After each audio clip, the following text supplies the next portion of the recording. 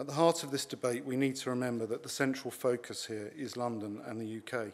It's not about the relative merits of protecting one airport's business over another, but protecting London and the UK's position in the world. My task tonight is to set out the case for the expansion of Heathrow. And I'd like to start that by setting out some inescapable facts. Heathrow's connectivity is declining. It is a fact that the number of destinations served by Heathrow has been steadily declining for the last decade. Heathrow has considerably less connectivity with emerging markets than its European competitors, and in a fiercely competitive aviation market, we are already seeing the early signs of traffic migrating away from Heathrow to the likes of Schiphol, Charles de Gaulle, Frankfurt, and potentially further afield. We're already seeing signs that Dubai and Istanbul, both prime examples of rapidly growing international hubs, are desperately trying to attract traffic away from Heathrow. This loss of connectivity is already hurting London and the UK as a whole, to the tune of approximately £14 billion a year of lost business opportunity. And conversely, to our competitors' advantage, it's been proven that 20% more business is done with markets that have direct air connectivity. Boris's position is not very complicated. We need a proper airport, like the rest of the world has, if we're to stay plugged in. I can elaborate on that proposition if you wish, but let's leave it just there. His second proposition is, it cannot in practice be at Heathrow. It is simply the case that the site is too constrained, and although there are some wonderful wheezers for sort of building it out over the motorway and the runway, and everyone says it will be done for free because the private sector will pay for it, but I like believing in Santa Claus. This is not going to be done for free, and it is not simply going to be done for £10 billion. The surface access needed to cater for an increase of 50% in passenger numbers when there are practically no rail services to Heathrow anyway, and when the motorway connections are the most clogged up in the whole of the country. The M25, M4 junction is the busiest part of the motorway system in the country. The idea that you can actually have a significant expansion, even a third runway, which would add 50% roughly to passenger numbers, that you can do that and that it all falls free out of the heavens and you don't have to spend any public money, is mildly fantastical.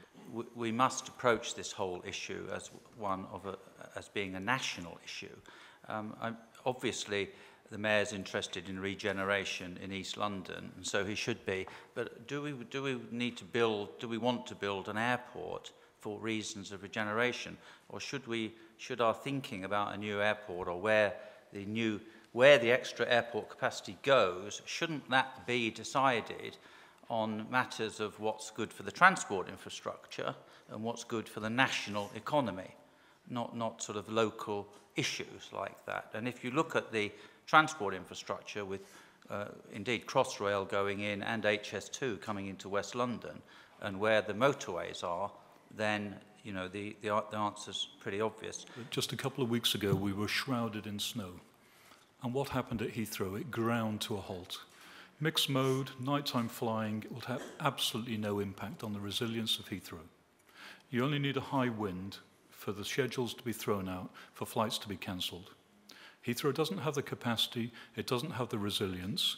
Any ideas about mixed mode, extending hours of operation, they don't address those issues. It's pure capacity. The solution of mixed mode and night flights is not really a sustainable solution. I think you can do operational freedoms at Heathrow. I think that helps to improve its resilience. But the idea of residents having respite for half the day and not having too many flights at night, I think, are important principles. And I think planes are getting quieter. Yes, at some point there will be a CO2 noise trade-off. But of course, a lot of planes coming into Heathrow are still pretty old. So even if we upgraded all the fleet to today's best planes, you'd have a massive improvement or reduction in noise at Heathrow. I think the fact that you've got the planes getting quieter, and yes, you can do steeper descents, which also cuts noise, actually makes that case for expanding Heathrow easier. 10 years ago, the term bricks hadn't been conceived and civics hadn't been conceived. And where we're doing business now is completely different to where we did business 10 years ago. And that is what has dramatically changed. Our future looks to different places. And those places we need to get to them. I think I agree with everything that Hugh has said, but I'd like to add, if you like, what we might call the Crossrail story.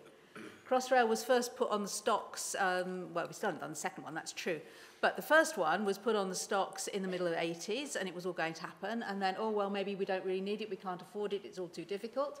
And in the 90s, it got as far as Parliament, and then we had a recession. Oh, we don't really need it, there's never going to be any job growth, oh, we can't afford it, etc., etc. But we're building it now. So I think, firstly, one of the reasons that we really had to build that is that the changes in the economy, which actually, if you like, the obverse of all the changes in the international economy, is the changes in the domestic economy and the move to having people need to get into the centre of the city, they need to be able to make those interior trips within London.